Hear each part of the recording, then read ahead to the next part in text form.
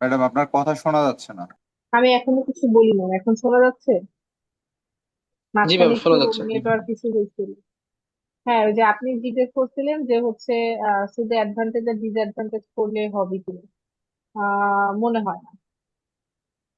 আপনাকে synchronous ma'am condenser আসলে জিনিসটা কি, সেটা কিভাবে কাজ করে সেটা আপনাকে করতে হবে। ম্যাডাম, এটার কি মানে এটা আঁকতে হবে? আঁকার পরে অ্যাডভান্টেজ ডিসঅ্যাডভান্টেজ এগুলো লিখতে হবে আমি কি? বারবারই আপনাকে এই জিনিসটা বলতেছি, আপনি যদি না এঁকে আপনি সুন্দর করে জিনিসটাকে লিখে ডিসক্রাইব করতে পারেন, কোনো সমস্যা নাই তো, আমি নাম্বার দিব। এখন আপনি যদি ছবি আঁকলে যেটা হয় যে ছবি আঁকলে অনেক সময় অনেক কম লিখেও সহজে প্রশ্নটা অ্যান্সার করে ফেলা যায়। এই সুবিধার জন্য আমি বারবার বলতেছি যে আপনার ডায়াগ্রাম আঁকলে আপনাদের লিখার পার্টটা কমে যাবে। এখন আপনারা যদি মনে করেন যে ডায়াগ্রাম না এঁকে আমি লিখেই সব বুঝাইতে পারবো, ইটস ওকে, সমস্যা নেই। Okay ma'am. ম্যাম তাহলে আমি একটু ক্লিয়ার করি। আপনি বললেন হলো সিনক্রোনাস কন্ডেন্সার বলতে কি বোঝো বা কাকে বলে, এরকম। আর হলো ডিসকাস যদি বলেন তাহলে ডিসকাস আমি হলো আপনার চিত্র আঁকে কিছু ওই যে আপনি লিখে দিব আর কি, মানে ডিসকাস করব। আর যদি হুম আপনি ডিস অ্যাডভার্টেন্স যদি চান তাহলে দেন আমি হুম ওগুলা দেবো। হুম অ্যাডভার্টেন্স আর অ্যাডভার্টেন্স চাইলে তো আমাকে আর চিত্র আঁকাইতে হবে না। ডিসকাস বললে শুধু আমার চিত্র আঁকাইতে। না। হুম। জি ম্যাম। তবে কিছু কিছু প্রশ্নে আপনার বলে দেওয়াই থাকবে যে উইথ প্রপার ডায়াগ্রাম, এই কথাটা ওকে ম্যাম। যখন লেখা থাকবে তখন আপনাকে ডায়াগ্রাম দিতেই হবে।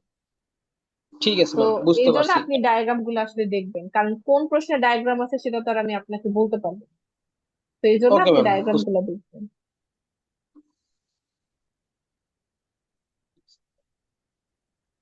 ম্যাম আচ্ছা। এখন আর আমার আর। আরেকটা জিনিস বাকি আছে, সেটা হচ্ছে এই ছবিটাকে আমি আপনাদেরকে ডিসক্রাইব করছিলাম না? জি ম্যাম, করছিলেন। এই আচ্ছা না ম্যাম, আচ্ছা, ছবিটা না, করছিলাম। বুঝলেন? হ্যালো, আমার কথা কি শোনা যাচ্ছে? জি ম্যাম, শোনা জি ম্যাম। যাচ্ছে, বলেন। হ্যাঁ, ওই যে এই ছবিটা, যেমন আপনাদের যদি কখনো ওই যে কেপির ম্যাথ গুলো আসে, তো কেপির ম্যাথের মধ্যে আপনারা এই ডায়াগ্রাম আঁকাটাও শিখবেন আর কি। হ্যাঁ, ডায়াগ্রাম আঁকাটা আসলে খুব সহজ। যেমন দেখেন 34টা স্লট, প্রথমটার জন্য যদি আপনি চিন্তা করেন, 34টা স্লট, 4 পোল। তাহলে একবার হচ্ছে পোলের জন্য, একবার হচ্ছে কয়েলের জন্য। তাহলে দেখেন কয়েলের স্প্যান হচ্ছে 1 থেকে 8 বলেই দেওয়া আছে। তাহলে কয়েলের স্প্যান হবে হচ্ছে এই যে 1 থেকে 8 পর্যন্ত। ঠিক আছে, তাহলে এই ঘরটা হবে হচ্ছে আপনার 1 থেকে 8 পর্যন্ত ভ্যালু গুলাকে নিয়ে। আচ্ছা, এরপর 36টা স্লটে 4টা করে পোল আছে। তাহলে প্রত্যেকটা পোলের আন্ডারে স্লট আছে হচ্ছে 9টা।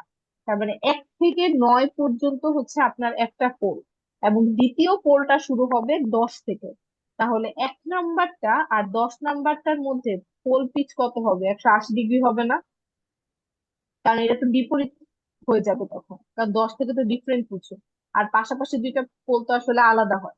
তাহলে এই পুরাটা যদি সাউথ পোল বুঝায়, তাহলে এইখান থেকে পুরাটাকে নর্থ পোল বুঝাবে না? তাহলে 1 আর 10-এর মধ্যে আপনার হচ্ছে পোল পিচ কত হবে? একজন আরেকজনের উল্টা, তার মানে কত? 180 ডিগ্রি পোল পিচ।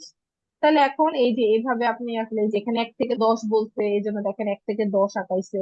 তারপরে 72-কে 6 দিয়ে ভাগ করলে 12 আসে, তাহলে 1 থেকে 12 পর্যন্ত হচ্ছে একটা পোল, দ্বিতীয় পোলটা শুরু হবে 13 থেকে। তাহলে 1 আর 13-র মধ্যে পোল পিচ হচ্ছে কত? 180 ডিগ্রি। হ্যাঁ, আর এখানে আবার একটা মাঝখানে একটা তীর চিহ্ন দিয়ে একটা জায়গা দেখায় দিচ্ছে। তো আপনারাও যদি কখনো মানে এই কেপি এর, আমার এটা এখন এক্স্যাক্টলি খেয়াল নাই, মানে কেপি এর সাথে আপনার হচ্ছে এটা আঁকার কথা বলতেও পারে। তো আপনারা এটা আজকে দেখবেন, কেপি এর ম্যাথ যদি থেকে থাকে তাহলে এটা আছে কিনা, থাকতেও পারে।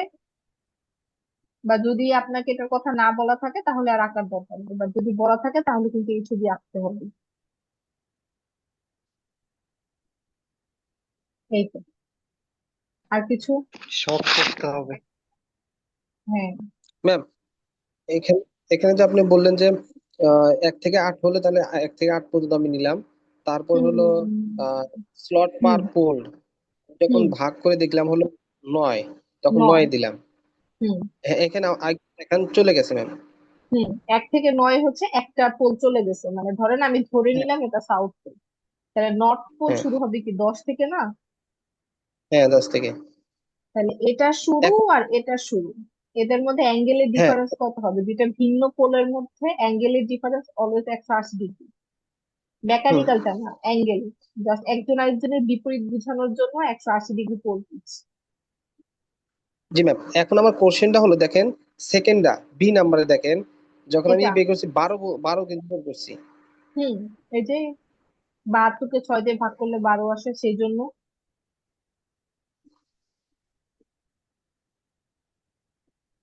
আচ্ছা, আচ্ছা, বুঝতে এই পারছি। জন্য 12 পর্যন্ত গেছে, ম্যাম তাহলে একটা পরেরটা কথা কি হচ্ছে 13 থেকে শুরু হবে? উত্তর একই হবে যদি ম্যাথের সিস্টেমটা যদি আলাদা হয়, তাহলে সেক্ষেত্রে কি কোনো সমস্যা হবে? ম্যাথের সিস্টেম আলাদা হলেও আপনার অ্যান্সার অ্যাকচুয়ালি সেম আসবে। এটা আপনি কি আহ, আমার কাছে কে যেন আসছিল যে একটা এই কেপি বা কেডি এর ম্যাথ অন্যরকম ভাবে করতে, আপনাদের ডিপ্লোমার বইয়ে অন্যরকম ভাবে করা ছিল। কে আসছিল আমার এক্সাক্টলি মনে নাই। তো এরপর সে আমাকে ওই ছবিটা পাঠানোর পরে আমি ওটা করে দেখছিলাম। তো করে দেখছিলাম যে তার মতো করলে, মানে আপনাদের প্রিভিয়াস যে বই আপনারা ডিপ্লোমাতে পড়ে আসছেন ওইটা অনুযায়ী করলেও ওই একই রেজাল্ট আসে।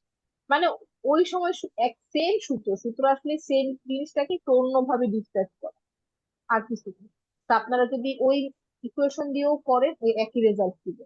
আবার আমি যেভাবে করাইছি সেই কনসেপ্ট নিয়ে যদি আপনারা করেন তাইলেও একই রেজাল্ট, রেজাল্টের হেরফের হবে না।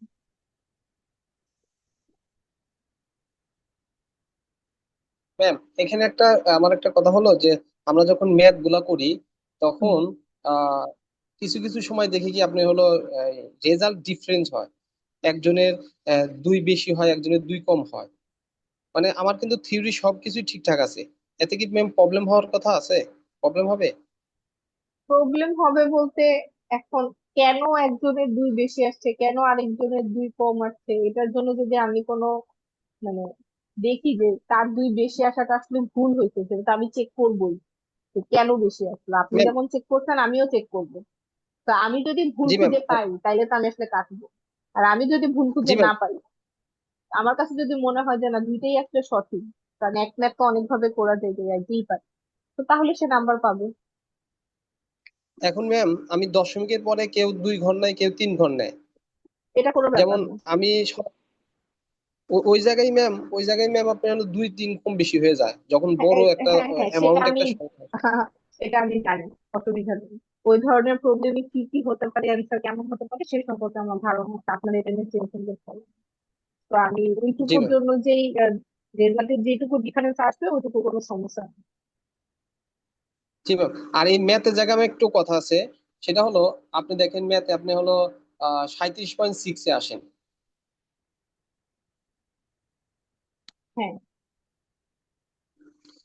37.6-এ এই জায়গায় ম্যাম এখানে যে এম এর মান বের করছে 140/3 × 2। হুম।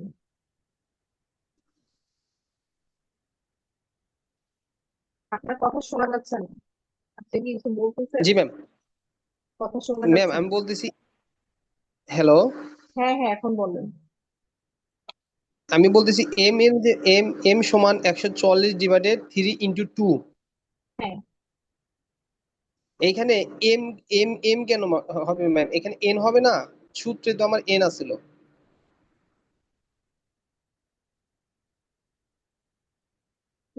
এন ছিল বলতে যে এই 2 নম্বরে এই যে এন, দেখেন এই যে কেটি সমান। একই তো হ্যাঁ, কথা। হ্যাঁ, হ্যাঁ। আপনি এটাকে এম এম কে যদি এন লেখেন একই তো কথা।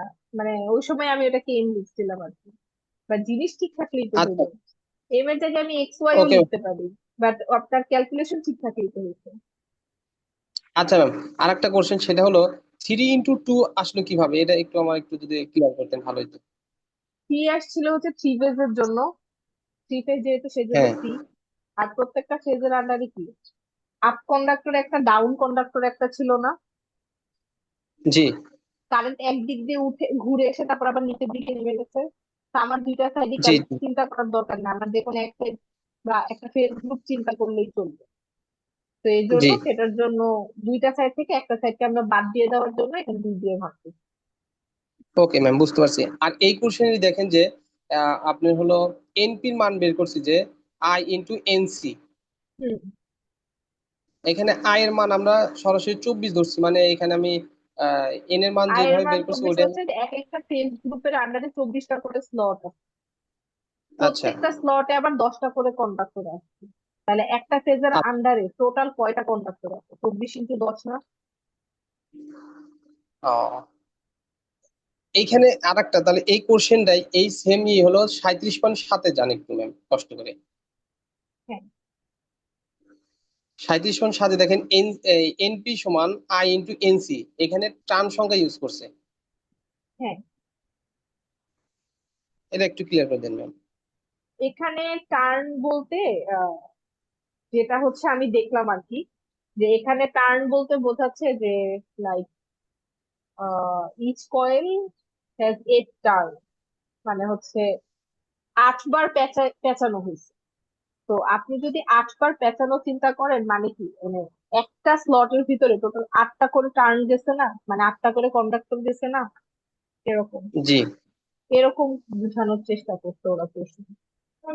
ধরেন এখানে একটা টার্ন কমপ্লিট হইলো, হ্যাঁ, তারপর আরেকটা, then আরেকটা, এরকম 7টা। তাহলে একটা, আমরা তো শুধু এই পার্টটা নিয়ে যদি ক্যালকুলেশন করি যে এটাকে যদি একটা স্লট চিন্তা করি, তাহলে একটা স্লটে 8টা করে কন্ডাক্টর গেছে।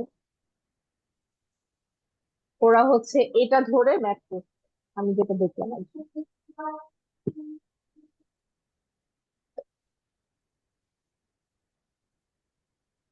Okay ma'am. তারপর আচ্ছা, আরেকটা হলো আমার হলো আহ আপনি একটু ম্যাম 2 নম্বর স্লাইডে আসুন। হুম।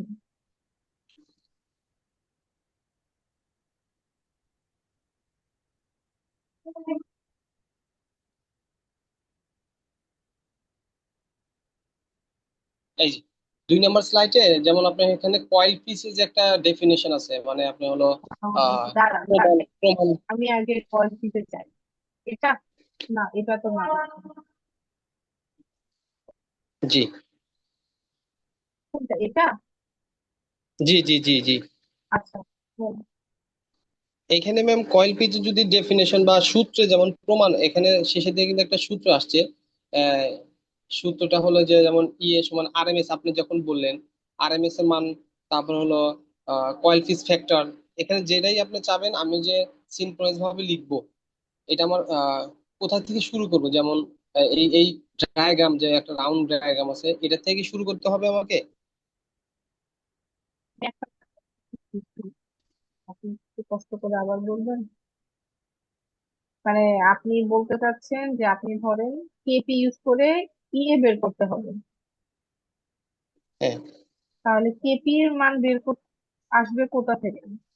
KP equal to sine rho হ্যাঁ। বাই 2 থেকে। রো এর ভ্যালুটা আসবে কোথা থেকে? এইটা থেকে, তাই না? এটা M by rho P G into 180 degree, এই যে এখান থেকে আসছে। তাহলে থিটা এম হচ্ছে mechanical angle covered by coil, আর এই পিপি হচ্ছে মেকানিক্যাল পোল পিচ, মানে মেকানিক্যাল অ্যাঙ্গেল,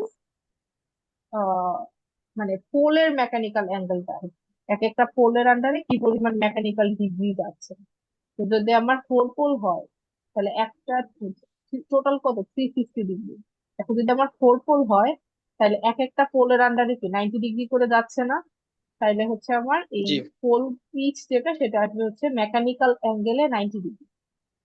আর থিটা এম হচ্ছে যেমন তার ওই একই, যে আপনি যে কয়েল স্প্যানটা বলতেছেন, সেই কয়েল স্প্যানটা টোটাল কত ডিগ্রি অ্যাঙ্গেল সে কভার করে। ম্যাম, এইখানে এটার কোর্স কেমন একটা কোশ্চেন হতে পারে যদি একটু ধারণা দিতেন, এই এখানে আমি একটু প্রশ্ন, সমস্যা এটা পড়ে তো গেছি। এই যে এখানেই তো আছে। এই ম্যাথটাই, এই যে এই ম্যাথটাই তো আমি প্রথমে আপনাদের theta M by rho P দিয়ে পড়াইছিলাম, এটা রেকর্ডিংস তো আছে, আপনি রেকর্ডিংস তো দেখতে পারেন। এই ম্যাথটা আমি দুইভাবেই করাইছি, এই যে এখানে যেভাবে জি দেওয়া ম্যাম। আছে সেভাবে, আবার হচ্ছে ওই যে আপনার theta M by rho P এটা দিয়েও করা আছে। ওটা রেকর্ডিংটা আছে, আপনি রেকর্ডিংটা আবার একটু ওই জায়গাটুকু আবার একটু দেখে নেবেন। আচ্ছা ঠিক আছে। আরেকটা হলো ডিস্ট্রিবিউশন উইন্ডিংস আছে ম্যাম।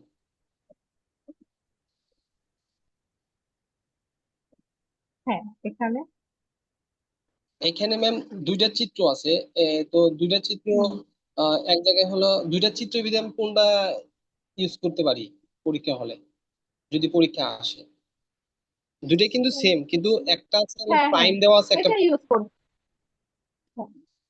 দুইটা বলতে এটা একটা আর এটা একটা, তাই তো? জি জি জি। এই যে আপনি এটা সহজ যেটা সেটাই আঁকাবেন, এটা সহজটাই আঁকাবেন।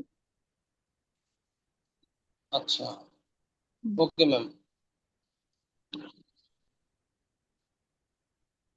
আর 3 নাম্বার স্লাইড তো মোটামুটি বুঝলামই আপনাদের। হ্যাঁ, 3 নাম্বার স্লাইড, হান্টিং। আপনি 3 নাম্বার স্লাইডে হান্টিং অফ অল্টারনেটর যে বললেন কিছুক্ষণ হুম, আগে, যে হুম। এটা অনেক পড়া। আহ,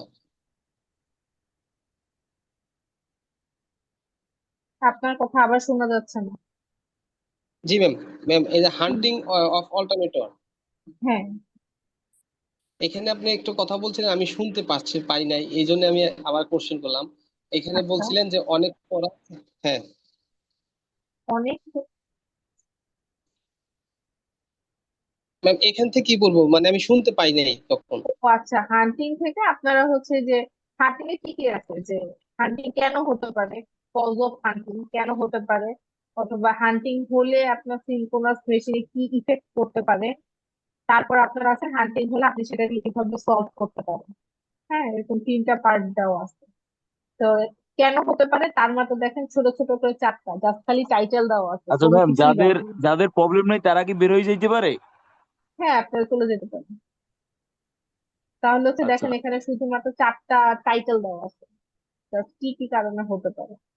আবার এখানে ইফেক্ট হিসেবেও আপনার টোটাল কয়টা ইফেক্ট দেওয়া আছে, সেই 4টাই। 4টা কিন্তু অনেকটা এরকম মতন effect। তো আপনি এখানেও হচ্ছে শুধু টাইটেল গুলো মনে রেখে বাকিটা আপনি বানায়াও লিখতে পারবেন। আর তারপর মেইনলি হচ্ছে যে সলভ কিভাবে করবো, দেখেন এটাই সবচেয়ে বেশি সুন্দর করে ডিসক্রাইব করা আছে। তো আপনি সলভ কিভাবে করবো, যে ড্যাম্পার উইন্ডিং ইউজ করার মাধ্যমে, তো সেটা এখানে দেখেন ডিসক্রাইব করা আছে। তো এটাও ড্যাম্পার উইন্ডিং ও আলাদা প্রশ্ন হতে পারে।